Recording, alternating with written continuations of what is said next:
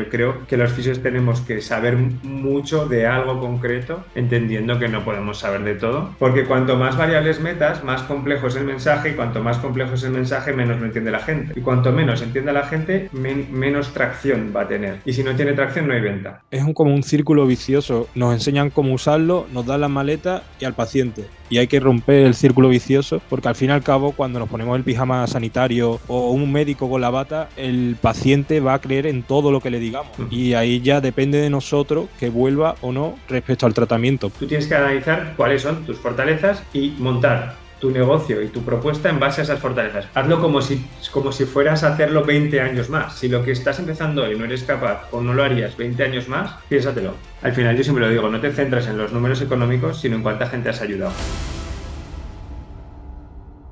¿Qué tal, Health Hackers? Bueno, el episodio de hoy es un episodio muy especial, ya que lleva detrás una historia que a mí me hizo realmente mucha ilusión. Y viene a colación de cuando conseguí hace unos días mi suscriptor número 1000 de este canal de YouTube, de podcast. Es un canal que estamos hablando sobre gestión de centros de salud y concretamente de centros de fisioterapia y ya tenemos 1000 suscriptores. Parecen pocos, pero realmente tiene mucho valor, ya que es un contenido que no es mainstream, precisamente. Así que para mí fue muy ilusionante conseguir ese suscriptor 1000, pero fue todavía más ilusionante el cómo me enteré. Y es que fue Carlos Porras, este suscriptor 1000, quien me escribió a través de Instagram y me dice: oye, Carlos, Alex, me acabo de suscribir a tu canal y he visto que soy el suscriptor 1000. Enhorabuena, porque ya tienes los 1000 primeros seguidores.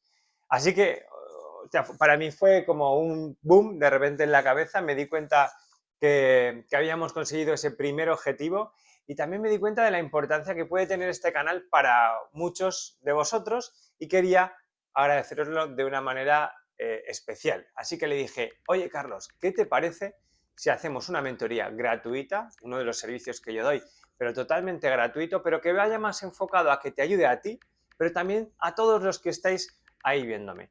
Así que Carlos, estudiante de fisioterapia en tercero, que está en Sevilla, y con un recorrido y muchas ganas de hacer cosas importantes dentro de nuestra profesión y, como veréis, paralelamente con otros proyectos, es un perfil perfecto porque sé que muchos de vosotros que estáis estudiando la carrera ahora de fisioterapia y que queréis emprender, os va a servir todo este contenido porque ha sido como muy cercano a lo que realmente necesitáis. Así que os animo a que veáis el canal, a que suscribáis al canal, a que veáis este episodio y sin más, no quiero entretenerme. Papel y boli y vamos adelante con Carlos Porras. Me hizo mucha gracia que me plantearas que eras el número 1000. Dije, joder, yo que siempre digo que la gente tiene que tener actitud, pues hostia, que alguien que te plantee y te diga, hostia, que sepas que he sido el 1000. Pues me gustó y digo, mira, voy a ser consecuente con mi manera de ver las cosas, y de una persona que tiene ese arrojo, me apetecía poder tener el detalle este contigo. Así que te pongo un poco en contexto del porqué de haberte invitado a esto, que no va más allá simplemente de reforzarte el hecho de que, tío, si me parece de puta madre que tires para adelante y escribas a quien sea y le metas ganas. Cuéntame un poco de tu vida, cuéntame un poco, ponnos a todos en antecedentes. Yo ahora mismo soy estudiante de fisioterapia en la Universidad de Sevilla. Ujú. Estoy ahora mismo en tercero y ya estoy con las prácticas externas, yendo a la universidad y tal. Y te puedo contar un poquito de antes de empezar fisioterapia, mi camino. Sí. Eso es. Cuéntanos un poco tu contexto, de dónde vienes, y para que la gente se haga una idea también. Vale, pues mira, yo era estudiante de bachillerato como otro cualquiera y hice selectividad sin tener vocación por lo que quería estudiar Ujú. y me metí por temas de notas y salidas en una ingeniería de materiales, Vale. también en la Universidad de Sevilla. Y nada, estuve un año, no me gustó mucho. El segundo aguanté un poco más para ver si me empezaba a gustar algo y tal, pero vi que no, así que decidí salirme de ahí y encontrar algo que me empezase a gustar. Ya en ese momento me dediqué al tema del entrenamiento en mí mismo, y al gimnasio y tal, y empecé a darme cuenta que me gustaba el tema del deporte, la musculación y tal. y vi la carrera de fisioterapia como algo que encajaba conmigo. Así que como no me daba la nota, me metí en un grado superior, que este fue de higiene bucodental, para poder hacer selectividad de nuevo y que me diese la nota. Una vez realizado el grado superior, que fueron 2 años, hice de nuevo selectividad, pero me quedé a nada de entrar, que fue después de la pandemia, y me metí en enfermería 1 año para Hostia. poder convalidar algunas asignaturas como anatomía, bioquímica. Ya después, cuando acabé el año de enfermería, hice de nuevo la selectividad, que la he hecho en total 4 veces, me dio la nota y entré en fisioterapia ya por fin. Y aquí estoy ya en la carrera que quiero en tercero. Hostia, pues que sepas que es una historia muy paralela a muchas que conozco de incluso trabajadores nuestros. Quizá la gente, te puedo decir, la gente más brillante que tengo alrededor ha pasado por ingeniería química después de nuestra coordinadora, concretamente Laura, pasó por ingeniería química, estuvo un tiempo y luego de rebote llegó a la fisioterapia también por convencimiento. Le gustaba la parte de deporte y tal y llegó ahí. Nuestro compañero Carlos, que es uno de los mayores referentes en temas de terapia invasiva, probablemente por lo menos en Aragón, profesor de la Universidad de San Jorge, etcétera, estuvo trabajando, no sé, no sé, 3 años en la obra y se dio cuenta que lo de trabajar en una obra no iba con él y decidió finalmente estudiar fisio. Y yo mismo tengo un recorrido, quizá no tan sinuoso como el tuyo, pero prácticamente, y es que yo tuve una nota muy bajita en selectividad, yo siempre lo cuento, tengo un 5,6 en selectividad, para nada me considero una persona brillante en cuanto a mi etapa estudiante de selectividad, y me costó pasar por dietética y nutrición en un módulo para finalmente sí que tener la suerte que desde luego hay mis padres, siempre tengo ese reconocimiento de haber podido ir a estudiar a una universidad privada a Barcelona, donde al final conseguí entrar en fisioterapia. Yo tomé un poco el atajo, no fui como tú que estuvo ahí, dale y dale hasta conseguir, o sea que todavía tiene más mérito, pero tampoco fue una línea recta, ¿eh? Pero eso no, eso muchas veces yo creo que al final simplemente forja el carácter y puede ser un valor añadido que tengas a futuro. Está claro que tú has pasado mucho más tiempo focalizado en conseguir ser fisio y eso seguro que te trae algún valor añadido, o sea que es una historia chula y me siento bastante reflejado. Yo siempre digo que tuve un 8 de media en la carrera, pero venía de un 5 y pico en selectividad, o sea, he sido una persona normal, mediocre en algunos aspectos de los estudios, sobre todo cuando no me gusta lo que hago, me cuesta mucho, mucho, mucho no esforzarme porque me esfuerzo, pero tener la constancia y la resiliencia necesaria para conseguir grandes resultados, pero cuando me gusta algo, soy todo lo contrario, soy súper obsesivo. Entonces, si me ilusiona algo y tal, me meto a fuego. Por eso yo creo que como la fisioterapia me gustaba mucho y luego la parte de gestión me gusta mucho, por eso yo creo que si he tenido algún éxito ha sido por esa parte un poco obsesiva que a ti se te ve, porque 4 veces hacer la selectividad, Espero que ya no tenga que verla más. no, ya seguro que no. Bueno, ahora estás donde quieres estar. Y cuéntame, ahora Exacto. que estás donde quieres estar, ¿cómo es? ¿Qué destacarías como positivo, vamos a decir, de tu etapa actual? Pues mira, si te digo la verdad, se nota mucho el cambio de primero y segundo a tercero. Tercero es como ya el punto de inflexión en la carrera de fisioterapia.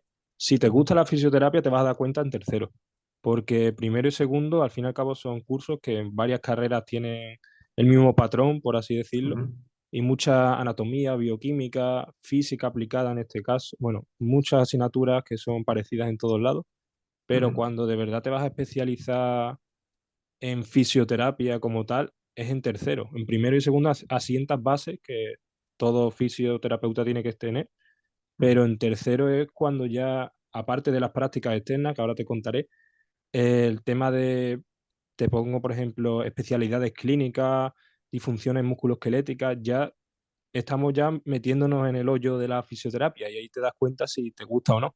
Y ujú. en tema de prácticas tuteladas, ahí me he dado cuenta lo bonito que es la fisioterapia, porque al fin y al cabo, gracias, bueno, te lo simplifico mucho, pero gracias el movimiento le estás dando salud a la gente y no es tan difícil como tal, habría que concienciar a todo el mundo, sería ideal, pero te das cuenta en tercero si te gusta o no la fisioterapia. Y ya si te gusta, ya el camino se hace mucho más plano que en primero y segundo. Cuando lo pones en práctica, ¿no? Sobre todo, Exacto. cuando ya le das... Porque para que la gente lo sepa, ¿qué recorrido académico tenéis? ¿Qué asignaturas son las de los 2 primeros años y qué cambia en tercero?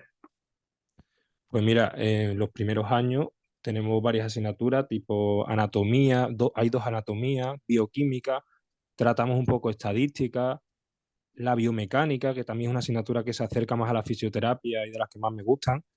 Ya en segundo, me parece a mí que es el año más complicado porque tenemos afecciones médicas uno, 2, que trata temas bastante extensos, farmacología, por ejemplo, también, y ya en tercero ya nos centramos más en disfunciones musculoesqueléticas, como he dicho, especialidades clínicas, la masoterapia, que al fin y al cabo también es muy importante. Y como te he dicho, son asignaturas que ya no se van a dar en todas las carreras porque estamos en fisioterapia. En primero y en segundo esas asignaturas se pueden parecer a enfermería, medicina, pero en tercero ya es donde entramos en Donde la está más fisioterapia. específico. Claro, al final es una cosa súper curiosa. Esto pasa siempre. A mí me pasó exactamente lo mismo, ¿eh? El primero y segundo parecen como que son herramientas que son necesarias y es un peaje que tienes que pagar. Y sí que es cierto que es cuando empiezas a meter empiezas a meter mano, ¿no? Empiezas a estar con las manos en la harina, ¿no? Cuando realmente empiezas a disfrutar la fisioterapia. Y luego te das cuenta, y esto que sirva ya para contestar alguna de las preguntas que me lanzabas, de la importancia de los fundamentos, de lo fácil que se pierden esos fundamentos y que eso es lo único que realmente perdura en el tiempo. O sea, es decir, que yo desde que empecé, y a lo mejor ahora hay otro criterio porque la profesión ha evolucionado mucho. Yo empecé a ser fisio en 2006, estudié fisioterapia del 2003 al 2006. De todo lo que me contaron a partir de los 3 años, donde sí que nos metemos más en técnicas, terapias, etcétera, quizá validado hoy y que sepamos que tiene sentido, hay un porcentaje muy pequeño que casi siempre está relacionado con la cinesiterapia y con el movimiento, precisamente. El resto es todo cosas que se han puesto en duda y que realmente a día de hoy no podría decir que tengan una gran validez. Sin embargo, los fundamentos, eso es así. Estos son como las reglas de lo que decías, ¿no? La física aplicada, pues igual.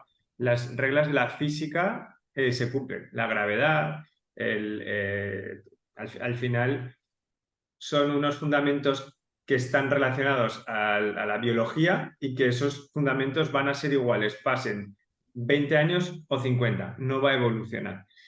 Y es en donde tenemos que apalancar realmente el conocimiento profundo de lo que hacemos, ¿vale? Porque si nos olvidamos de los periodos de cicatrización, de cómo un tejido evoluciona o no evoluciona, empiezas a escuchar barbaridades como las que se escuchan muchas en nuestra profesión, de curaciones de roturas de fibra que están más cerca de un milagro que de la realidad. Entonces eso, cuando, como casi todo, se va perturbando con el paso del tiempo y se va desdibujando con el paso del tiempo y sin embargo, cada vez que te acerques otra vez a los fundamentos y cada vez que controles mejor esos fundamentos, vas a crecer como fisio porque vas a estar más diferenciado de por sí, porque la gente acaba malversando la información de alguna manera.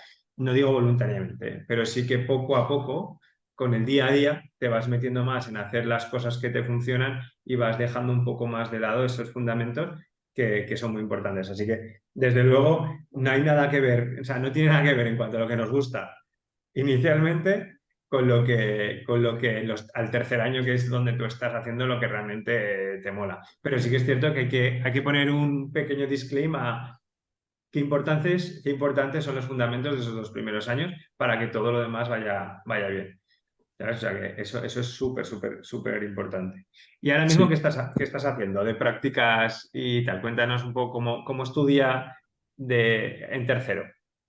pues mira, te digo, ahora mismo estoy en la práctica tutelada en el Rotatorio 1, estoy en una clínica privada y Ujú. la facultad nos la ha distribuido para ir una semana a la facultad, que sería de 8 de la mañana a 5 de la tarde, con sus respectivas clases teóricas y prácticas, y después la otra semana vamos a la práctica tutelada, que dependiendo el centro, si es por ejemplo, en mi caso, yo tengo práctica por la mañana algunos días y por la tarde otros, por tema de clínica privada, pero si fuese en un hospital, tendría como, por ejemplo, yo empiezo en el Hospital Virgen del Rocío Ujú. por la mañana de 8 a 2 dentro de 2 semanas, porque va a ser una semana clínica, una semana universidad, clínica, universidad, y ya cambiamos a otro rotatorio.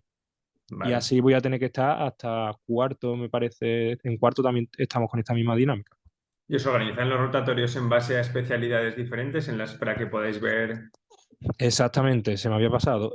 Ahora mismo estoy en sistema musculoesquelético, temas de Vale. traumatismo y tal. Después en el Virgen del Rocío pasaré a respiratorio y amputado. Y también puedo tocar centros de salud, atención primaria. Voy a ir a más musculoesquelético, pero varios compañeros creo que están en otra zona, me Ujú. parece. Eso va de manera aleatoria, ya puedes hacer cambios en base a si te pilla más cerca de tu casa o no, pero eso, ahora mismo sobre todo tengo músculo esquelético. Ujú. Vale. ¿Y tú podías elegir en base a tus prioridades? O sea, imagínate que tú ya desde hoy quieres, tú me comentabas, y luego hablaremos también un poco de eso, de que lo querías enfocar hacia el deporte, que es, y de hecho tus inicios vienen un poco por ahí. ¿Te permite la universidad ir enfocándolo ya hacia eso o tienes que ir a un plan que ya está más o menos establecido? Pues mira, se supone que lo fundamental ahora es probar todas las ramas, porque yo te he dicho deporte, pero a mí, por ejemplo, por ponerte, los niños chicos me gustan también. Hay una fisioterapia Ujú. enfocada a la pediatría, creo que se llama. Sí. Eh, no me disgustaría. Me llama mucho más la atención el deporte, sobre todo el fútbol, como a mucha gente, pero me gustaría, sobre todo en este curso, que es como que ya estoy dando el paso dentro de la fisioterapia en sí, tocar muchas ramas para ver cuál me gusta de verdad, porque a lo mejor yo vengo con la idea de deporte, pero me doy cuenta que lo mío es otra cosa dentro de la fisioterapia. Así que eso, si lo tengo muy claro, sí puedo hacer cambio en la semana previa a empezar todos los rotatorios, como ya fue el caso, pero lo hice por cercanía, no por especialidad. Pero eso, si uno lo tiene decidido, puede hacer los cambios que quiera. Si la otra persona que le ha tocado Ujú. en la especialidad que él quiere, acepta cambiarlo. Y es que hay una cosa que siempre creo que es muy importante en nuestra profesión y es el focalizarnos en una especialidad. Pero sí que es cierto que en una etapa formativa como en la que estáis, en tercero o cuarto, sobre todo en tercero, estaría muy bien que pudierais testar un poco todas las especialidades que hay o un poco todas las áreas de conocimiento que hay, por no llamarla especialidad, porque todavía no está muy establecido, pero todas las áreas de conocimiento, porque al final lo que tú dices, ¿no? Es decir, ¿cómo sé si me gusta tratar o estar en el mundo de la pediatría o en el mundo de la neurología si no he estado, no lo he implementado? Igual me encanta el mundo deporte, conozco el mundo del deporte y salgo de ahí corriendo, porque no va conmigo, con mis valores o con mis motivaciones, ¿no? Entonces es importante, yo creo que tengáis esa visión un poco global en tercero en cuarto incluso, pero que ya vayáis cogiendo un poco la línea de la especialidad. Yo creo, y voy a defender siempre que los fisios no podemos ser fisios de todo, que habrá necesidad de fisios de cabecera. Hay gente un poco que tenga, que yo casi ya lo vería más como un fisio internista, ¿no? Que tenga una visión más transversal de todas las ciencias y que sea capaz de saber reorganizar el tráfico de los pacientes, pero que tenemos que profundizar en la materia, incluso nichitizar nuestra especialidad. Yo creo que los fisios tenemos que saber mucho de algo concreto, entendiendo que no podemos saber de todo. Y si eso concreto cada vez es más nicho, o sea, dentro de la traumatología, si puede ser el trauma de hombro, pues incluso mucho mejor. Primero porque el público lo acepta mejor, lo entiende mejor, estamos habituados a eso, o sea, los seres humanos estamos habituados a la sencillez y entender el concepto de Amazon, de puedes encontrarlo todo, es complejo.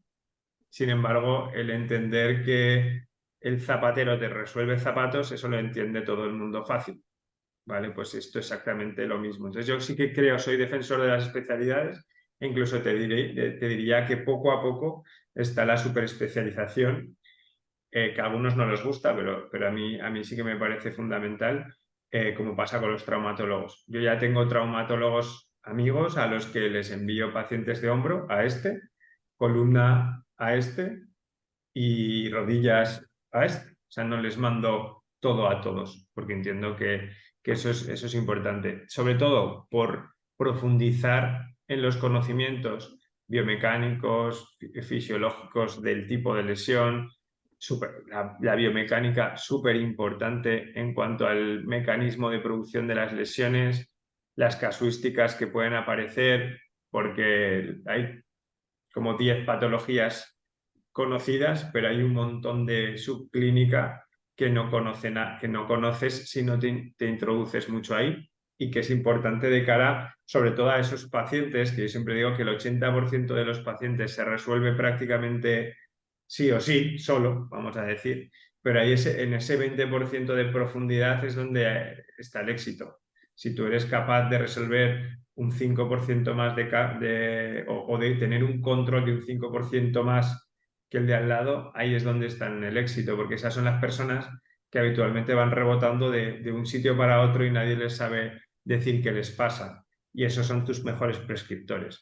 Sin embargo, resolver una patología, el asesorar a una persona en un tratamiento de un esguince de tobillo que va bien, pues todo el mundo lo sabe hacer. El problema es detectar que ese tobillo pues, ha podido tener, yo que sé, un problema de exóstosis del ligamento y tener esa capacidad para saber afrontar esto, o que realmente el esguince de tobillo convencional que conocemos de ligamentos externos, pues resulta que también lleva inherente una lesión en la sindesmosis. El detectar esos extras, vamos a decir, esas patologías más complejas y saberlas resolver es donde está la diferenciación. Entonces, para eso es indispensable tener profundidad sobre el conocimiento y no quedarnos en esto. Así que en este momento en el que estás, brutal hacer esa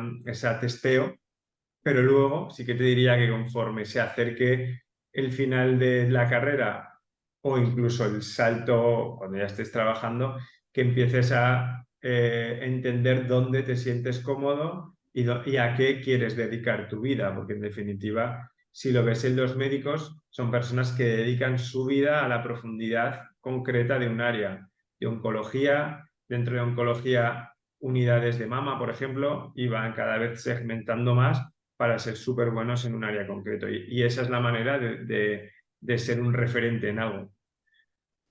Al final es la clave. ¿Y después qué?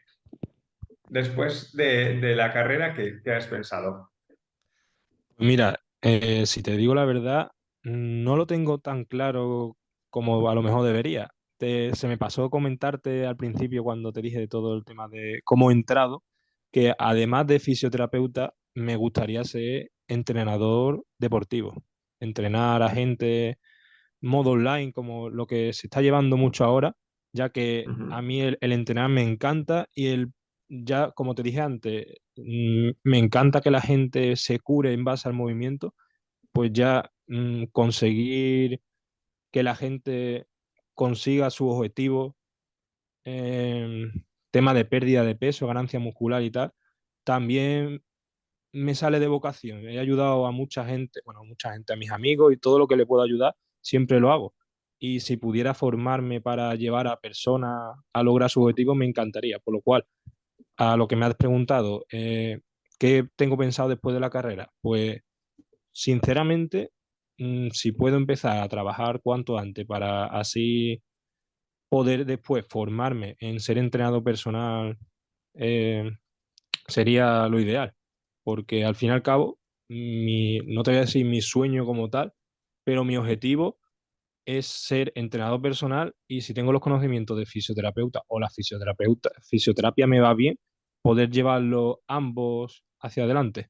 Pero mi objetivo, mm, a igual escala que la fisioterapia, es poder entrenar a personas. Vale. Bueno, aquí me has matado porque yo ya te veía como fisio y ahora te nos vas a ir a la competencia. Quiero Bueno, abarcar los dos. vale. A ver, esto te diría, te diría dos cosas. Una, que lo que hablábamos de nichizar y de hacer ser cada vez más especialista implica resolver una necesidad cada vez más concreta, ¿vale? Cuando tú abres las herramientas, habitualmente es fácil que abras también el foco y eso a veces genera que traccionemos más lento, ¿vale? Entonces, el mensaje, para que lo entiendas, es como si tú mañana tuvieras que presentarte, imagínate que mañana vamos a hacer un ejercicio. Imagínate que mañana has terminado la carrera, llevas un año desarrollando tu proyecto y nos encontramos en un extensor. Y te pregunto, ¿a qué te dedicas? ¿Serías capaz de decirme claramente a qué te dedicas en el rato entre coger el ascensor y subir 5 plantas? Pues yo pienso que te diría que soy fisioterapeuta y me estoy formando para ser entrenador deportivo. O únicamente te diría que soy fisioterapeuta y lo demás no, hasta que no consiga formarme, Pero no. si yo te tuviera que comprar, ¿qué te compraría? En ese momento fisioterapeuta sería. Claro. Por lo tanto, lo que estás haciendo es eliminar una de las materias que tú querías añadir en el mensaje y cuando el día de mañana, o sea, esto es un ejercicio, cuando el día de mañana no vendas esa materia, te acordarás de esta conversación porque dirás, hostia, es que no la puedo contar en un elevator pitch, en una conversación de ascensor. Porque cuanto más variables metas, más complejo es el mensaje y cuanto más complejo es el mensaje, menos lo entiende la gente. Y cuanto menos entiende la gente, menos tracción va a tener el mensaje. Y si no tiene tracción, no hay venta. ¿Vale? Entonces, cuando nosotros metemos áreas de complejidad a nuestra propuesta valor, porque tú lo que tienes que hacer es ayudar a personas, o sea, el negocio es ayudar personas. ¿Cómo las ayudes? Puede ser desde 1000 formas diferentes, pero el mensaje y la solución tiene que caber un elevator pitch, porque la gente no nos hace atención, no nos presta atención más que en 7 o 10 segundos. A partir de que yo te empiece a contar quién soy y me pegue más de 10 segundos, tú te habrás puesto a pensar que mañana tienes que hacer no sé qué, porque nuestro cerebro es así y cada vez más. Entonces, tenemos que ser capaces de tener una propuesta tan clara que podamos comunicarla en esos segundos. Entonces, si tú quieres ayudar personas online, tienes que ser entrenador online. Si tú quieres ayudar a la salud de personas online, podrás ser fisioterapeuta especializado en readaptación a nivel online. Pero que si tú quieres ser entrenador presencial, ya no te cabe el que alguien le empieces a decir, no, pero también te puedo ver online, te voy a hacer no sé qué. O a lo mejor sí, pero depende de cómo montes el mensaje. Entonces, yo lo que sí que te digo es que muchas veces todo lo que estudiamos son herramientas. Nosotros la fisioterapia es una herramienta más para ayudar a personas. Lo que tenemos que entender es que la fisioterapia es una herramienta que requiere de una licencia y que sin esa licencia no podemos ayudar a las personas que tienen esa necesidad. Pero sí que podemos construir a través de esa licencia muchas más maneras de resolver problemas, que al final es lo que quiere la gente, que le resuelvas un problema. Entonces, es posible que tú puedas ampliar tu área de conocimiento hacia no hacia ser estrictamente entrenador online, sino hacia saber pautar bien unas cargas que sean, que sirvan para la rehabilitación, el saber programar un plan terapéutico bien en base a ejercicios, eso es la hostia. A mí me parece que es el futuro de la fisioterapia, va a ir en esa dirección cada vez más. Pero no estrictamente tienes que ser entrenador online. ¿Sabes un poco la diferencia? Es decir, cuando tú tienes... De hecho, es que cuando tú tienes una profesión de prestigio como la fisioterapia, le puedes añadir herramientas aparte para hacerla crecer. Si tienes dos profesiones, se desvirtúa el mensaje.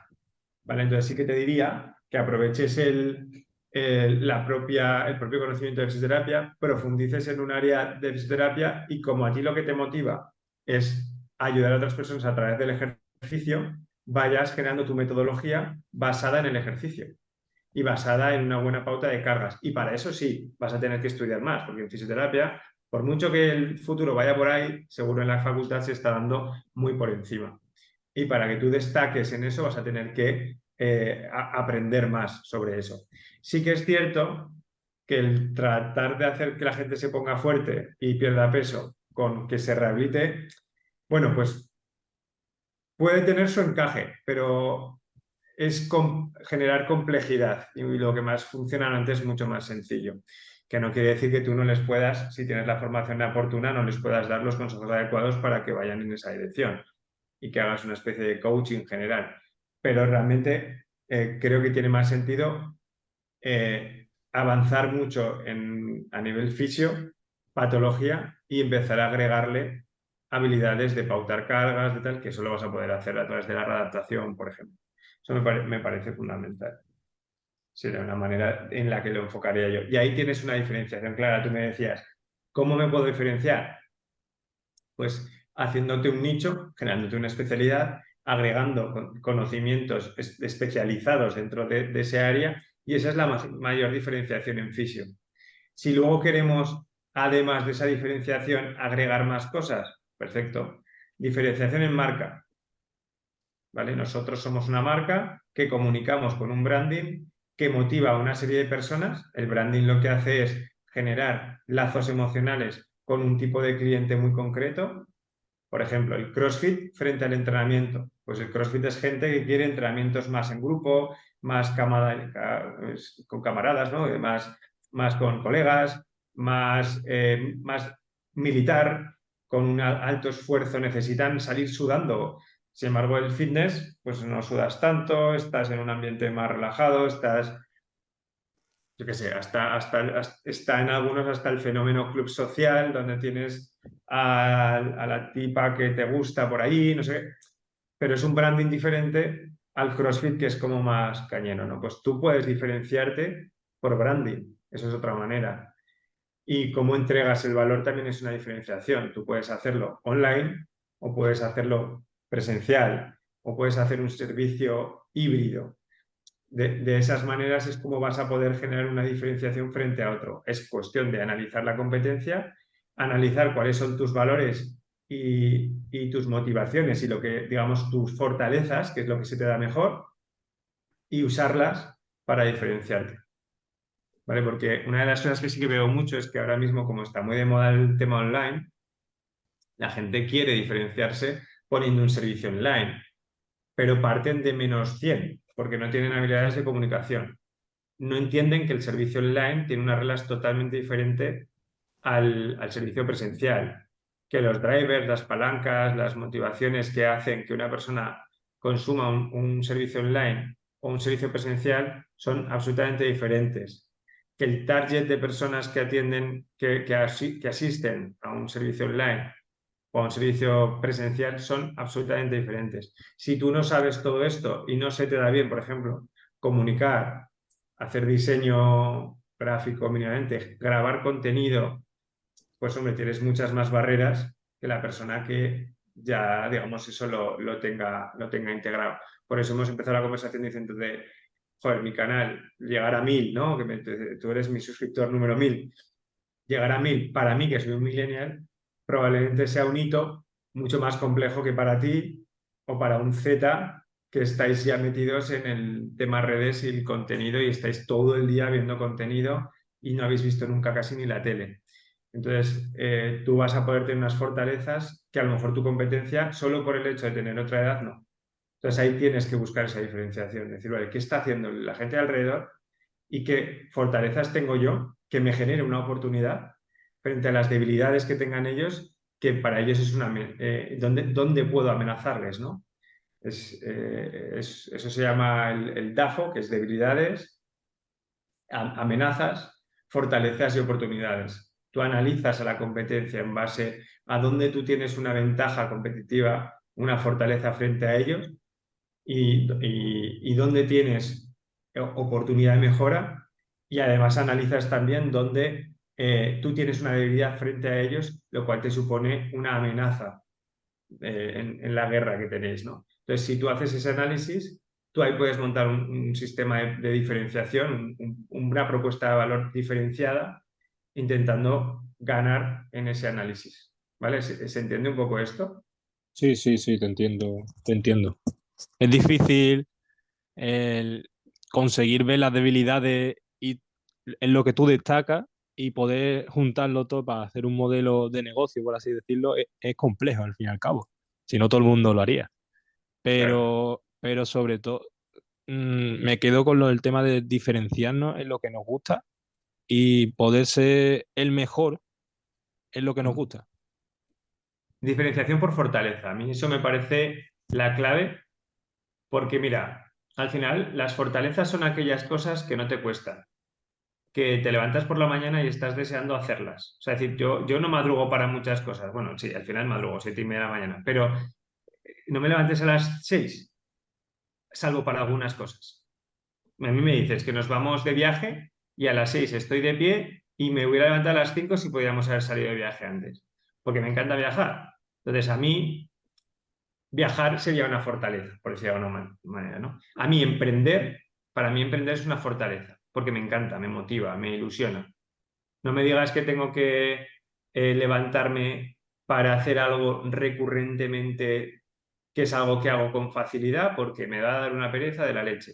Sin embargo, si me dices, oye, algo nuevo, que me saque de mi estado de confianza, de mi círculo de confianza y tal, voy para allá porque me ilusiona. Sin embargo, el otro. Entonces, para mí una fortaleza es hacer cosas nuevas, e ir iterando y mejorando las cosas, pero porque para mí ya de por sí es una fortaleza. Entonces, ahí es donde tienes. Entonces, tú tienes que analizar cuáles son tus fortalezas y montar tu negocio y tu propuesta en base a esas fortalezas. Primero, porque van a generarte mucho menos fricción interna, porque al final yo siempre digo, hay una frase bueno, hay una canción de Leiva que pongo mucho en algunas charlas que doy, que es la de eh, como si fueras a morir mañana, que una de las frases que dice es como hazlo como si fueras a hacerlo 20 años más. O sea, al final es que es la realidad. Que tu modelo de negocio seas capaz de repetirlo durante 20 años más. Si lo que estás empezando hoy no eres capaz o no lo harías 20 años más, piénsatelo. Porque casi todo, yo llevo 17 años con esto, con la clínica. Casi todo va a tener ese ciclo de vida. Entonces, hay veces que la gente monta cosas sin saber y sin tener esa perspectiva de, oye, dentro de 20 años me va a seguir gustando esto. No lo vamos a poder saber, pero si ya sabes hoy que no, eso que te quitas, ¿no? Entonces, eso para mí es importante. Y eso yo creo que se basa en las fortalezas que habitualmente cambian bastante poco. A mí me sigue gustando lo mismo que me gustaba hace 20 años. Es así. Y lo que no me gusta, por más que lo intente, no me gusta. O sea, siempre va a costar, siempre va a ser una debilidad. Entonces es importante. Y si eres capaz de hacerlo frente a la competencia, tienes mucho ganado. Sí, te iba a comentar sobre todo eso, que yo soy una persona que me lo repito muchas veces durante mi vida, que yo estoy estudiando para trabajar de lo que quiero. Mi objetivo, aparte de todos los que te he dicho, es poder madrugar sin tener que pensar que tengo que trabajar. Madrugar para mi vocación sería. Sí, sí. Mm, Cuando la gente me dice, yo qué sé, de broma, me quiero jubilar o no sé qué o no sé cuánto, yo quiero encontrar un trabajo que no quiera jubilarme nunca. El dinero al final es fruto del esfuerzo, es como la moneda de cambio a la energía que tú le pones a tu vocación. Y lo tengo clarísimo, por eso te he dicho el tema de entrenador deportivo, porque me encanta ver cómo la gente consigue su objetivo, o fisioterapia, el poder ayudar en base al movimiento a muchas personas.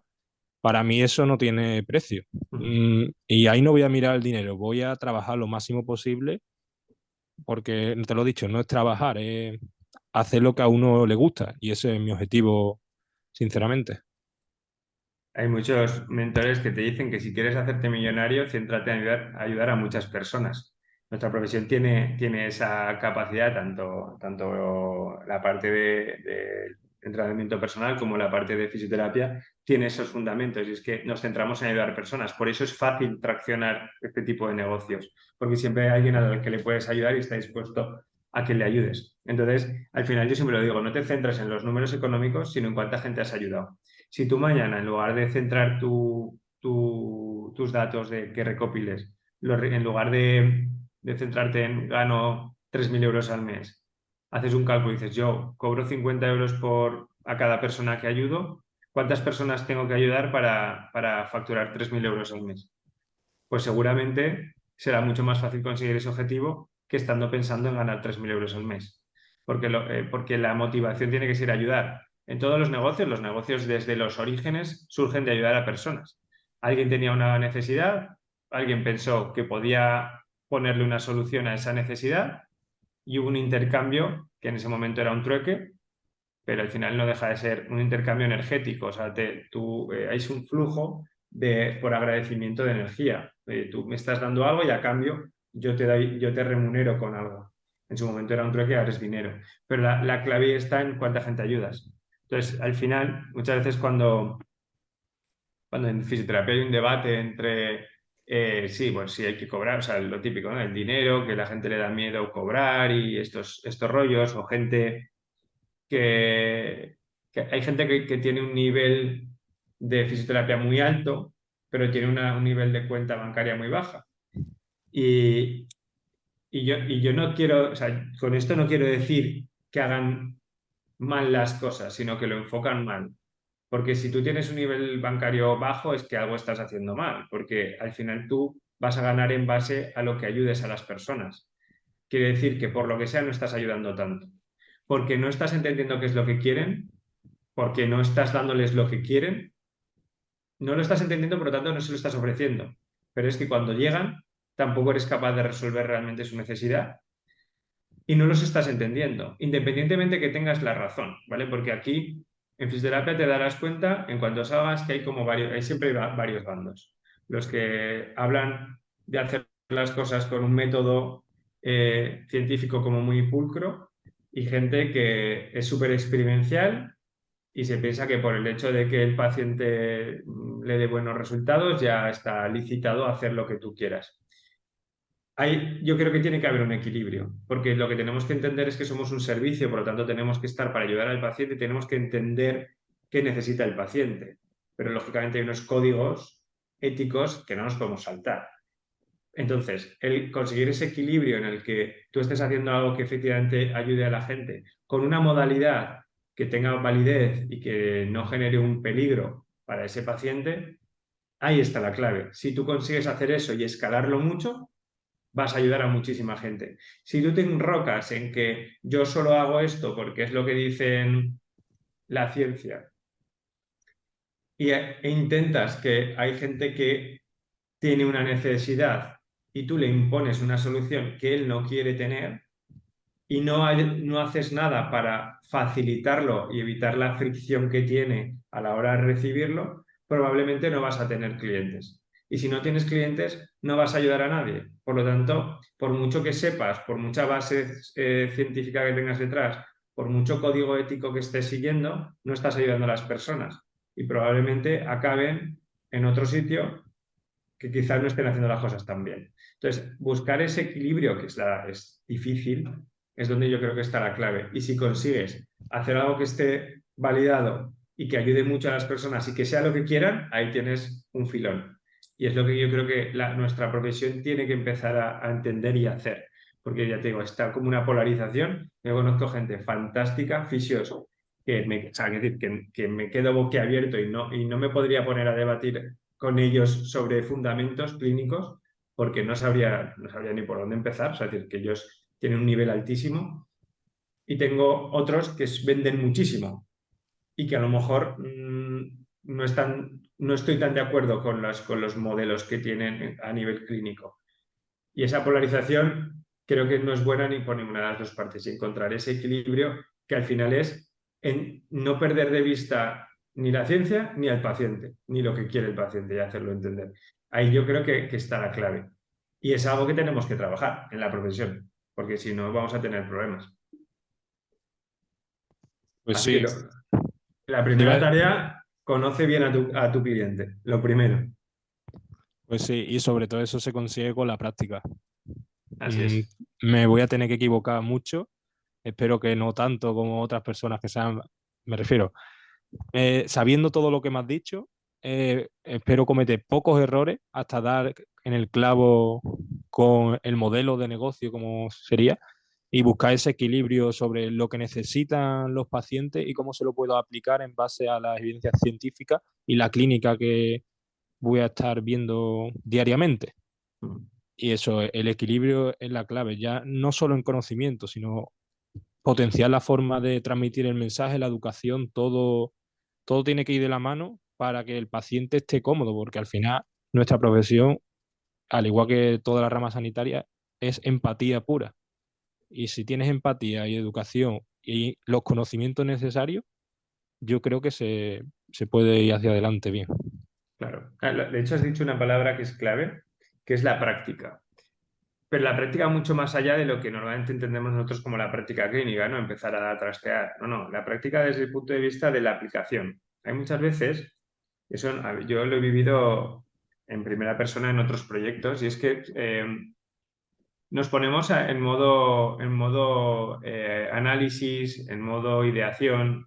Querría hacerlo así, luego además le añadiré esto y le pegaré esto por aquí, y además cogeré y haré todo en un futurible que realmente no construye nada, solo construye un paradigma que hace que cada vez sea más complejo en tu cabeza y cada vez tengas más barreras para sacarlo adelante, porque hay tantas esferas de complejidad que todavía cada vez es más difícil la idea de implementar, cuando el objetivo sería implementar y entonces empezar a mirar, ¿no? Tomar acción, ¿vale? La fisioterapia tiene algo muy bueno para eso, pero que a la vez nos genera cierto lastre. La fisioterapia se implementa rápido, porque todo el mundo tiene unas herramientas, nos dan un maletín y decimos, venga, final de la carrera, mi maletín de herramientas, ¿ahora dónde aplico esto? ¿Vale? Entonces eso está muy bien, porque tú ya el primer día empiezas a aplicar. ¿Cuál es el problema? Que si tú sigues centrado en tu maletín de herramientas y no te focalizas en la persona a la que se lo estás aplicando e intentas aprender de esa persona, cada vez le das más importancia a las herramientas porque es lo que tú crees que te está dando resultados, pero pierdes el foco sobre la persona que es la que está recibiendo los resultados y la que te tiene que validar los resultados. Y que seguramente hay una variable ahí en esa persona que no tenga nada que ver con tus herramientas, que tenga más importancia sobre los resultados que tus propias herramientas. ¿Y por qué digo esto? Porque la construcción de una propuesta de valor tradicionalmente, y si me vas a una historia de los negocios, es transversalmente diferente.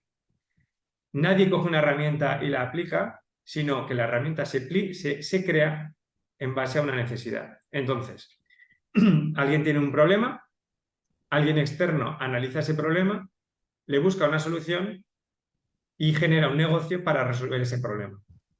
Entonces, a partir de ahí, el foco cliente céntrico está más o menos garantizado, porque tú estás pensando en qué le pasa a ese paciente, a ese cliente, qué necesidad tiene, cómo la quiere que se la solventes, por qué vía, con qué modalidad, qué es lo que realmente le está motivando para buscar y comprarte a ti. Y entonces tú vas montando un servicio que luego puedes aplicar.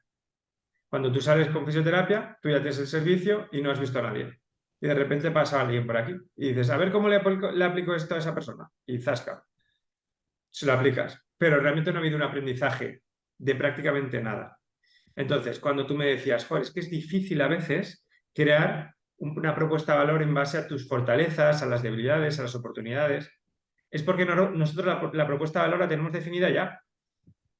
¿Por qué? Porque tú te imaginas una sesión de fisio tal y como es desde el día 1 de la carrera. Primero, porque probablemente lo hayas vivido tú como usuario ya en otros sitios. Y segundo, porque has ido a la facultad y te han ido reforzando que esa experiencia es tal como es. Y que además tiene estas herramientas, que son las que son. Entonces, a partir de ahí, el cliente no tiene nada que decir. Porque si ya hay alguien que me ha dicho cómo íbamos a hacer las cosas y tenemos las herramientas, ¿qué me importa a mí lo que opine el paciente? Y eso es un modelo gurista que normalmente genera cero empatía. Y como tú has dicho, la clave del éxito en nuestra profesión es la empatía. Entonces, a veces hay que deshacernos de todas esas creencias o dejarlas un poquito apartadas y analizar desde el punto de vista del cliente, o sea, no del paciente, sino del cliente, de qué necesidad tiene ese cliente, cuáles son las dolencias exactas y los problemas exactos que quiero atender a ese cliente, y en base a eso, repensar toda nuestra propuesta de valor. Y cuáles son las cosas que si yo hago eso y elimino todo lo que me sobra de mi propuesta de valor y empiezo a implementar, focalizar en resolver los problemas, empiezo a darme cuenta de qué es lo que realmente a mí se me da bien. Las fortalezas que tengo, las debilidades que tengo, y empiezo a montar una propuesta de valor a la inversa, que es como se tiene que hacer. Y normalmente no se hace así. Entonces, la gente, a veces se da el paradigma de que la gente que es menos clínico y sabe menos de herramientas, pero es más empático, genera propuestas de valor mucho más atractivas que los que tienen las herramientas muy claras. Y el equilibrio está en que todo lo que le apliques para curar esa necesidad o resolver ese problema realmente esté alineado con lo que dice la evidencia y la ciencia. Pero ese es el punto. Si tú lo haces desde una perspectiva o desde la otra, tienes un problema. Por eso me decías, es que es difícil montarlo, claro, porque tienes un montón de creencias y de cosas dadas por hecho que hay que quitarse. ¿Vale? Y yo creo que lo siguiente ahí es empezar a implementar, que es otra de las cosas que nos falta, que te decía, ¿no? Vale, tienes una idea, olvídate de macerar las ideas. Empieza a implementar y empieza a aprender de ese cliente qué le gusta, cómo le gusta, a qué precio le gusta. Y empieza a generar un conocimiento ahí que te ayude que luego, una vez que tengas muy claro todo esto que se llama MVP, mínimo producto viable, cuando tengas clarísimo esto, escálalo. Pero empieza a aprender de ese cliente desde cero. Porque a lo mejor así es como se crean incluso nuevas profesiones. O sea, los Instagramers y los influencers surgen de una necesidad, empiezan a entender qué es lo que le gusta a la gente y de ahí surge una profesión. No sé, o sea, se me ocurre una locura, pero a lo mejor todo esto que hablabas tú de entrenador online, hacer perder a la gente, fortalecer y a la vez curarle tal, es una nueva profesión, pero tiene que surgir del conocimiento profundo de las personas que quieran resolver ese problema. ¿Vale? Si no, no va a tener nunca atracción. Y ahí creo que es la clave entre hacerlo bien o hacerlo mal, normalmente, que es lo que nos suele pasar. Sí, estoy muy de acuerdo con lo que me has dicho de que al fin y al cabo la maleta con la que salimos de fisioterapia, que yo todavía no la tengo completa, nos enseña, como un círculo vicioso nos enseñan cómo usarlo, nos dan las maletas y al paciente. Y hay que romper el círculo vicioso porque al fin y al cabo cuando nos ponemos el pijama sanitario o un médico con la bata, el paciente va a creer en todo lo que le digamos. Y ahí ya depende de nosotros que vuelva o no respecto al tratamiento. Por lo cual, repito otra vez, empatía, hay que tener esa empatía como para empezar, no con la caja de herramientas, con el paciente y en base a él ya elegir lo que es necesario, pero sobre todo cuidar al paciente y no verlo como una paciente, verlo como una persona. Porque si lo vemos como un paciente, yo no soy del grupo de personas que ven paciente tal y no saben ni su nombre. Yo soy persona y ya después curo o ayudo a curar la enfermedad, pero es lo que tú has dicho. Y sobre todo el tema bueno, que no lo has mencionado, pero el tema de reciclar constantemente conocimiento para que esa maleta no se quede desfasada. No, eso es claro. De hecho, es uno de los trabajos que tenemos que hacer constantemente los sanitarios. ¿No? Tú piensas que la ciencia va avanzando y aunque cada día la realidad es que la clínica avanza más rápida que la ciencia o con la necesidad a veces, y más con toda esta velocidad en la que estamos viviendo ahora mismo con los medios de comunicación como son, las redes sociales, tal, todo evoluciona todo tan rápido que la ciencia a veces se queda un poquito detrás, no debería. Es decir, no digo que tengamos que por eso en clínica es más rápido que la ciencia, pero sí que es cierto que hay que estar siempre actualizado y a poder ser, lógicamente, con todo ese material validado, porque si no, pasa que hay muchos focos ahora mismo a través de los cuales puedes formarte e informarte, que esa es otra. y hay que sembrar también el sentido crítico, y es una de las cosas que yo creo que los sanitarios y los fisios concretamente tenemos que trabajar más en, en cultivar el sentido crítico. Y para cultivar el sentido crítico tenemos que conocer fundamentos, que es por lo que te decía al principio, ¿no? Tú, una vez que sepas, pero claro, tú dices formación continua. Sí, estoy absolutamente de acuerdo, es súper importante, pero hay que saber separar el grano de la paja. ¿Vale? Eso es algo que a mí me pasa mucho simplemente con el canal mío de emprendimiento. Hay mucha gente que cuenta por ahí, y habrás visto influencers y bueno, de todo de negocio, que te hablan de las tres maneras de hacerte millonario de la manera que sea, o de ganar clientes, o no sé qué, haz ofertas irresistibles y consigue no sé qué. Eso tiene un fundamento de patas cortas, es decir, no va más allá de un pequeño claim que sí, que te puede hacer tener un éxito momentáneo, pero el fundamento detrás va mucho más allá. Nuestra profesión es mucho más profunda y nuestro negocio es mucho más profundo que la captación puramente. De hecho, casi nadie tiene problemas de captación y casi todo el mundo está obsesionado con la captación. Entonces, al final, como en todo, el sentido crítico está en ser capaz de separar el grano de la paja, de saber quién te está contando algo que tiene cierta coherencia y quién no. Y para eso nosotros, afortunadamente, tenemos, entre otras cosas, PubMed, que nos debería ayudar un poco a separar el grano de la paja. Y es una de las cosas que tendríamos que poner más foco como profesión, en generar la dinámica de cultivar tu sentido crítico. Porque si no acabas en profesiones que, o sea, haciendo cosas y, bueno, todos lo vemos, ¿no? Ahora en redes sociales sale constantemente que si el clamping de las ventosas, que si el otro dándole tortazos con un martillo a la espalda y cosas que nosotros ya hemos normalizado que quizá no serían tan normales, ¿vale?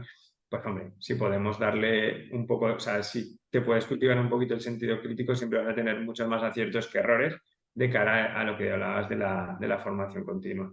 Eso está clarísimo. Pues me preguntabas un poco aquí, a ver, vamos a hacer alguna de las dudillas que me planteabas, que me he apuntado por aquí. Modelo de clínicas con más proyección, ¿vale? A mí los primeros los hemos hablado ya, porque al final, para ser mejor fisio, vamos a estar hablando de empatía, coherencia, profundidad, conocimiento y especialización. Esto es así. O sea, decir, creo que eso va a ser, no va a variar con los años. Si quieres ser, sí que es cierto que digo siempre, si quieres ser un referente, hay habilidades blandas que tienes que cultivar. Si quieres ser empresario, fisioterapeuta, tienes que hacer otro tipo de habilidades transversales que también tienes que cultivar. Tienes que saber entender los números, tienes que saber liderar un equipo, tienes que, ¿vale? Una serie de cosas, que ya no es solo fisio, sino de todo lo demás. Si quieres ser un referente, tienes que ser capaz de comunicar. No solo tienes que ser capaz de tener conocimiento profundo, sino capacidad de divulgación, porque hay muchas veces que la traducción de la ciencia no nos resulta fácil y hay muchos modelos donde podemos rebajar más o menos el lenguaje, depende de cada uno, pero desde luego tenemos que acercarnos a la gente. Si no eres capaz de divulgar eso, no vas a ser un referente nunca. Si nadie te escucha o nadie te entiende, no vas a llegar y no vas a generar emoción en nadie, por lo tanto no vas a crear atención y no vas a retener la atención de la gente. Así que súper importante ese tipo de habilidades blandas. Tenemos ejemplo como Mario Alonso Puig, por ejemplo, que es un tío que, bueno, creo que es neurofisiólogo o no sé si es neurólogo, no lo sé seguro ahora mismo. Bueno, pues Mario Alonso es un tío que ha sido gestor de salud en Estados Unidos de alguna de las instituciones, es uno de los mayores referentes en España, orador, de los que dan sesiones con cientos de personas, y el tío es muy técnico hablando, pero tiene una capacidad de divulgación y de llegar a las personas muy alta. Él mantiene su nivel alto técnico en el lenguaje porque se quiere posicionar como un referente, pero sin embargo llega mucho el mensaje a las personas y es capaz de generar un storytelling, contarlo de tal manera que a la gente le enganche. Entonces, el lenguaje sí que hay que modificarlo, pero sobre todo hay que ganar esa habilidad de comunicación que no se trabaja en facultad. Entonces sí que te diría que la parte clínica, especialización, empatía y mejora constante y aprendizaje constante. Para lo demás, mejorar habilidades de comunicación y de liderazgo. Para mí es la clave. Hablábamos de los modelos de clínica con más proyección. Ya sabes, si has visto mi contenido, que yo lo divido en 3 modelos. Los modelos guristas, los empresariales y los mixtos. Ya estaría como extra casi la clínica online, que sería algo maravilloso, pero que todavía yo creo que no hemos profundizado todos, o sea, prácticamente nadie, suficiente. Y cuando me dices, ¿cuál de los 3 modelos, ¿no? Sería que tuviera más proyección? Yo creo que hay ejemplos de éxito de todos, por lo tanto yo no te podría decir que uno fuera el bueno. Hay veces que la gente ese mensaje lo ha trasladado a que hay uno que es bueno y otro que es no, pero va a depender mucho de ti, de quién seas y de qué es lo que digamos, cuáles son tus fortalezas, cuál es tu visión de ti mismo en un futuro, cuál es tu definición definitiva del éxito, ¿no? Si tú quieres, como yo por ejemplo, tener un equipo y gestionar un equipo y tener libertad para poder tener otros emprendimientos, como por ejemplo es mi objetivo, tú tienes que irte hacia un modelo empresarial donde otras personas trabajen para ti y tengas unas herramientas, o sea, digamos, tengas unas obligaciones diferentes, mucho más estratégicas y no tan operativas. Tienes que garantizar que el modelo sea replicable, es decir, que haya una metodología definida con un sistema de formación y de control de tu equipo para que tú seas capaz de atender cuantas más personas mejor sin necesidad de estar en el proceso productivo. Es una buena opción, pero si tú no tienes don de gentes, no te gusta el liderazgo y no eres ordenado como para generar una metodología o para delegar, pues hombre, es difícil que te vaya bien ahí, vas a tener mucho sufrimiento. Por lo tanto, si todo eso son debilidades para ti, no te metas en ese modelo. Un modelo gurista tiene otros fundamentos, que es, básicamente tú vas a estar en el día a día de todas las clínicas, ¿vale? Vas a estar, porque vas a ser el referente, el gurú, ¿no? Que por eso se llama gurista, el gurú al cual todos quieren atender, quieren asistir, quieren que les trates tú. Por lo tanto, tu habilidad va a ser más de comunicación, de divulgación, de comunicar a todo el mundo tu autoridad y que tú eres un referente. Vas a tener que aprender en profundidad conocimiento de fisioterapia muy profundo, muy especializado, muy nichizado, para ser el mejor en eso, para que la percepción de valor de tu sesión sea tan alta que tú puedas cobrar lo que vale tu tiempo. Que ahora mismo lo puedes poner en 30 euros, pero te aseguro que cuando tienes 40 años y eres una persona que ha estado dedicándole tiempo y tiempo y tiempo y tiempo, y al final de mes te quedan 2.000 euros, después de todo lo que expones, es un lastre enorme a nivel emocional. Entonces tienes que tener la capacidad para que tu margen sea lo suficientemente alto como para tú poder seguir profundizando y que realmente tú puedas empezar a trabajar tus 4 o 5 horas con tus pacientes de 100, ciento y pico euros y realmente tener tiempo para investigar, para no sé qué, porque tus tareas van a ser otras además de la clínica. Vas a tener que estar en medios de comunicación, vas a estar en conferencias, vas a estar un poco lo que ves de los grandes referentes, ¿no? de la fisioterapia y de la medicina en general. Y luego están los modelos mixtos, que son aquellos que la gente pues no se decide mucho y que también funcionan normalmente bien, que es que hay una persona que es el referente, que coordina un equipo, luego tiene algunas personas con experiencia alrededor que también les pueden delegar y se hace un modelo mixto, que es el modelo, por ejemplo, el más conocido que hemos tenido entre nosotros es el de José Grau, que lo tenéis en el podcast, que es un modelo que funciona muy bien, que te implica bastante tiempo, pero si no te quieres polarizar es cómodo porque tú dedicas un tiempo a la consulta y otro tiempo a la formación, incluso a dar formación y tal, bastante lucrativo, pero sí que lógicamente tiene tiene partes positivas de los dos y las partes negativas de los dos. Entonces tienes que conocer las dos partes y saber utilizar las positivas para traccionar y saber mitigar las negativas. Que ahí está un poco el mixto. Sí te diría que lo importante aquí siempre es quién quiere ser de mayor. Hacerte esa pregunta. Porque al final esto, como te decía, para que funcione, 20 años, ¿sabes? Entonces tienes que saber que es un poco la clave. Sí, yo creo que de los 3 que me has contado, a ver, ahora mismo no te podría decir, los 3 tienen sus cosas positivas y negativas. Me atrae de primeras el empresarial, si te digo la verdad. Pero tampoco quiero dejar de lado el poder ayudar de tú a la persona, ¿cómo sería el segundo? Gurú, ¿no? ¿Cómo se llama? El gurista es el que estás tú 100% y el mixto, Gurista. sí, el Vale, pues mixto. sería el empresarial, pero tampoco quiero dejar de lado el tú a tú con la persona que sería el gurista. Con lo Mm, cual, el mixto a lo mejor en ese caso me pega más si tuviese ujú. que decantarme, pero no te sabría decir al 100% todavía. Aquí hay un proceso siempre, cuando tú empiezas, lógicamente, el MVP tienes que estar muy encima de él. O sea, cuando tú creas el modelo de inicio, tú tienes que estar muy encima. Por lo tanto, casi siempre es gurista, o sea, tú estás en todo. Pero más que gurista, yo lo llamo hombre orquesta, o sea, tú estás en todo. ¿Qué pasa? Que ahí tienes que empezar a construir habilidades que te vayan a ir dirigiendo a un sitio a otro, pero tú tienes que estar, porque tienes que entender al paciente bien, lo que hablábamos, ¿no? Tienes que estar en proximidad con el paciente y asumir esos aprendizajes del día a día que te van a hacer que tu propuesta la vayas creando en base a esos aprendizajes. Entonces, al principio, 100%, todo el mundo va hacia ese terreno gurista, pero luego llega un momento en cuando, siempre lo digo, cuando empezamos ya a tener cierto volumen, que ya llegamos, tenemos pagadas las cosas, que es cuando tenemos que decir, vale, ahora hacia dónde voy. Cuando llegamos al punto de equilibrio, donde ya superamos los gastos con nuestros ingresos, es cuando ya podemos decir, vale, ya sabemos que hay product market fit, o sea, es decir, que lo que hacemos, el servicio que hacemos, le gusta a la gente, ¿vale? Ahora tenemos que escalar, ¿vale? ¿Cómo vamos a escalar? ¿Cómo vamos a crecer? Pues en este momento que ya sé que lo que le gusta a la gente es esto, lo voy a escalar en un modelo gurista, en un modelo empresarial o en un modelo mixto.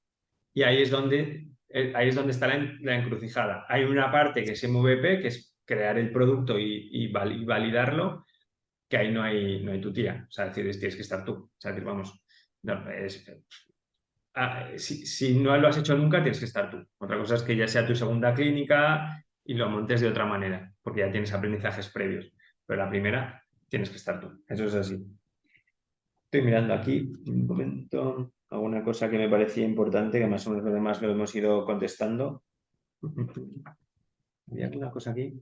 Ah, sí. Me comentabas trucos para crecer en redes. En caso, ya hablando un poco para nosotros. Yo te diría que el truco general es entender las reglas del juego, pero tanto como en las redes como en los negocios. Es fundamental saber que estamos jugando a un juego y que si no saber las reglas es como intentaría jugar a póker con un montón de expertos y no saber cómo funciona el póker. Pues tú puedes tirar cartas, pero lo más fácil es que pierdas todo el dinero. Es curioso porque en las dos cosas, eh, redes por lo menos no te cuesta dinero, pero un negocio sí. Pero va a la gente y se lo monta sin conocer las reglas del juego. No sabe de qué depende, de qué depende la venta, de qué depende, no saben ni siquiera cuáles son los gastos que van a tener, ni cuáles son los que tienen en ese momento. Nosotros ya hago muchas auditorías y normalmente mi primer mes es que entiendan sus balances y sus gastos, vamos a decir, qué es lo que le cuesta hacer una sesión por personal, qué le cuesta una sesión en cuanto a espacio, a instalaciones, qué le cuesta de marketing atraer a las personas. Cuando ya sabemos cuál es nuestro precio medio y sabemos qué me cuesta mi personal, la personal de administración, las instalaciones, ahí ya puedes saber qué te cuesta, qué te da de beneficio una sesión. Pues le has quitado todos los gastos, vale. Y la gente a veces se sorprende. El beneficio de una sesión, por ahí lo que estamos viendo, es en torno a 9 euros, 6, dependiendo. ¿Qué pasa? Es que cobras 35 o 40 euros. Es difícil entender que 6 son los que te van a quitar y de ahí te van a quitar impuestos. Entonces, o sabemos eso, o si no, como no sabemos cómo funcionan las reglas del dinero, normalmente es donde vienen los secuestros, los problemas, ¿vale? Por eso, lo primero que quería señalar es que en ambas cosas, las reglas del juego. ¿Qué pasa? Las redes sociales tienen la suerte de que aunque no sepas las reglas del juego, lo único que estás perdiendo es el tiempo. Que es un apalancamiento importante en según qué fases, ¿eh? Pero a lo mejor una fase inicial no. En mi caso, ya sería importante, porque digo, pues para estar perdiendo el tiempo en redes estoy invirtiendo mi tiempo en ver pacientes, ¿no? Que ganaré más dinero probablemente, o con mi familia, que lo ganaré en salud, ¿no? Entonces, eso es importante. Entonces, ¿Qué es lo que te diría? Que es, aparte de conocer las reglas del juego y entender que las redes son algoritmos, que su negocio está en que la gente se quede dentro, que eso es clave. Si entendiendo eso, ya puedes entender muchas de las cosas que tienes que hacer. La clave de las redes sociales es la retención del público. Por eso YouTube funciona muy bien si eres capaz de un vídeo mandarlo a otro y de ese a otro. Y si tu vídeo lo ve una persona 5 minutos, no lo puntúa igual YouTube que si lo ve 30 minutos. YouTube, si lo ve 30 minutos, lo valida bien porque es que has ayudado a que esa persona esté en mi plataforma 30 minutos. Y en esos 30 minutos yo le habré mandado 3 anuncios. Y entonces yo podré seguir funcionando. Si esas personas entran y salen y digamos, tu contenido hace que la gente entre y salga o salte y no permanezca, tenemos un problema. Entonces, los algoritmos están focalizados a que tú respondas la intención de búsqueda de ese cliente, esa persona que entra o ese seguidor que entra, y que ayudes a retenerlo dentro. Entonces, todas las estrategias que vienen, por ejemplo, en Reels, pues suele ser, ve a la descripción y pégate 5 o 10 segundos mirando la descripción. Sígueme y para ver más contenido. Al final, entran a tu perfil, lo ven y ahí lo que estás haciendo es aumentar la retención. Comparte. ¿Por qué comparte? Porque compartiendo tú vas linkando que otras personas se mantengan en el contenido, genera gamificación. Un amigo te manda un contenido, por ejemplo, tú tienes un contenido de cómo fortalecer la rodilla porque tienes un colega que tiene problemas de rodilla, lo ves y se lo mandas. Ese colega ya lo ve y dice, hostia, pues este tío de aquí sabe mucho de rodillas y se mete dentro y se mantiene. Entonces, ese envío ha hecho que 2 personas estén más tiempo en la plataforma, que ahí es donde ellos pueden ponerte la publicidad. Entonces, reglas del juego, el algoritmo quiere que la gente se quede dentro. Haz todo lo posible para que la gente se quede dentro. Y a partir de ahí 1000 estrategias, que al final las estrategias son, las ha creado la gente, o sea, es decir, no hay nada que haya dicho YouTube o Instagram, simplemente pues la gente por acción y mejora constante e iterando van haciendo estrategias, ¿vale? Pero ¿qué es lo que pega en redes sociales siempre? Para mí, en nuestra profesión, las claves es tener coherencia con el mensaje, que la gente vea siempre una línea, que no vaya saltando. O sea, yo, por ejemplo, no puedo, para que te hagas una idea, yo siempre digo que los negocios son para ganar dinero, pero que los negocios fáciles para hacerte rico son la excepción y que yo, en mi profesión, no voy a vender eso. Yo, como alguien que enseña a otros, voy a enseñarles a cómo tener una empresa sostenible y sólida. Y mi mensaje va a ir en esa dirección, sabiendo que la gente que busque la pastillita de adelgazar o la pastillita de forrarme, no le va a gustar lo que diga. Pero voy a ser coherente siempre. Si yo mañana te cuento cómo ganar 2.000 millones, o sea, 200.000 euros en un mes, tú me vas a decir, pero vale, si tú siempre estabas contando que hay que hacer las cosas así y tal, bien estructuradas, tal, ¿cómo me dices ahora esto? Va a haber mucha gente que se va a ir o que le va a parecer extraño. Entonces, la coherencia es fundamental.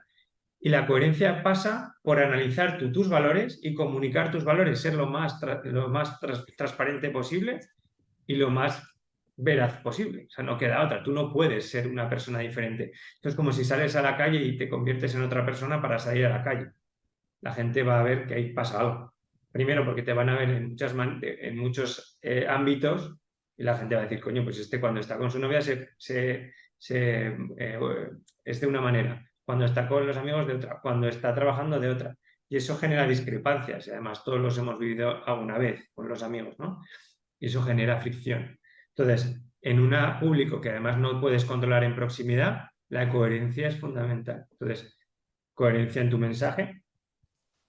En nuestra profesión, mostrar autoridad y aprobación social. Constantemente tenemos que comunicar en redes sociales que hay otras personas que te conocen, que te validan y que te consumen tu contenido y además que tienes autoridad para decir lo que dices. ¿vale? Porque eso genera mucha credibilidad. Esto es como cuando pasas al lado de un bar y ves el bar vacío o lo ves lleno. Al del lleno seguro que entras mucho más fácil que al vacío, porque el vacío ya dices, bueno, si está vacío, ¿qué estará pasando aquí, no? Pues cuando alguien habla mucho, mucho, mucho, y en nuestra profesión pasa, ¿cómo ganar 1.000.000 de euros al año? ¿Cómo facturar 1.000.000 de euros? Tal, no sé qué. Y vas a su SL y miras el informe de sociedad limitada y facturan 200.000. No tienen autoridad para hablar de cómo facturar 1.000.000 de euros porque no lo han hecho ellos. Si tú tienes esa capacidad para mostrarlo, ahí tienes autoridad directamente. Si otras personas la solución que tú le das la validan como que les ha ido bien, ahí tienes autoridad y aprobación social, los testimonios famosos. Puedes generar autoridad. Y luego hay una cosa que 100% la gente no lo hace y es constancia, porque las redes sociales es muy difícil mantener la constancia. Recoger frutos en redes sociales es mucho más difícil y necesitas mucha más constancia que en medio físico. Primero porque la monetización viene de otra manera. Nosotros ganamos dinero paciente por paciente. Sin embargo, cuando intentas monetizar en redes, tienes que haber ganado mucha credibilidad antes. Nadie compra a alguien que no conoce o no tiene cerca, o no puede tocar, o no puede dar 2 hostias si las cosas han ido mal. Entonces ahí tienes que ser mucho más coherente, tener muchas autoridades y ser mucho más constante para ganarte la confianza de la gente, porque así como aprendizaje general, la venta se da en base a la confianza. Y si tú no te ganas la confianza de las personas, no vendes. ¿Vale? Vale. Pues eso es un poco el resumen, tío. No sé, cuéntame qué dudas que tengas más o hasta dónde o tu feedback. Te había quedado pillado. Pues nada, por mí está todo perfecto. Me ha encantado todos los mensajes que me has transmitido, sobre todo el tema de la diferenciación, lo voy a aplicar bien. Voy a investigar y sobre todo ver lo que de verdad quiero hacer y planteármelo de la manera de si en 20 años me sigue gustando lo que estoy haciendo, es el camino correcto. Y, y sobre todo eso, no infravalorar conceptos básicos que me habré dado en primero o en segundo, porque al fin y al cabo son la base de todo y son las cosas inamovibles que, como tú has dicho, más adelante vamos a seguir con esos mismos criterios. Y un poco más, el tema de los modelos de negocio, ambos, los tres me han gustado. Tendré que ver por cuál me decanto más adelante, aunque habrá que empezar por el segundo, que no me acuerdo el nombre, Pero gurista. Gurista. Y, y eso, al paciente tratarlo como una persona y dar siempre lo mejor para cada paciente, no a pacientes selectivos, porque al fin y al cabo cada paciente es un mundo, cada persona es un mundo y no sabe lo que te puedes encontrar en él, así que se lleve la experiencia de que ha sido el mejor oficio que le ha tratado. Eso es clave. Yo te diría que, para cerrar un poco, cuando empieces, céntrate en hacer. Haz. Casi nada de lo que hagas es tan trascendente como piensas. O sea, tú tienes que hacer y medir. Lo que no se mide no se puede mejorar. Y entonces ya luego mejorar. Entonces, al final, normalmente caemos en la procrastinación por análisis constante y eso es miedo. Miedo a fracasar. La gente tenemos miedo a exponernos.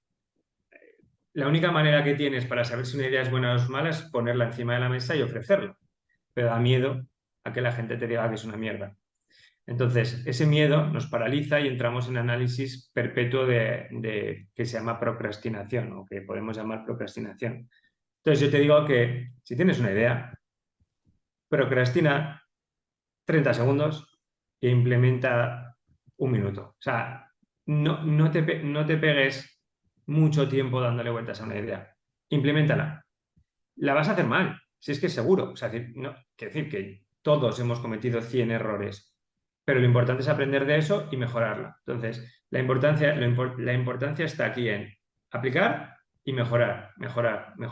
Hacer mejoras del 1%, cada cosa que puedas mejorar, en base a la experiencia que vas adquiriendo en base al feedback de tu paciente e ir creando. Y ya está, tío, centrándose en ayudar y en accionar. Fin. A partir de ahí llegará momentos que te surgirán otras necesidades. Pues ya estarás con ese mindset de mejora constante que te va a hacer ir viendo esas necesidades y dónde vas a tener que crear. Pero no te enroques en analizar e hiperformarte. No. Acciona y luego cuando veas qué es lo que necesitas, porque esto no funciona, vale, hay que mejorarlo.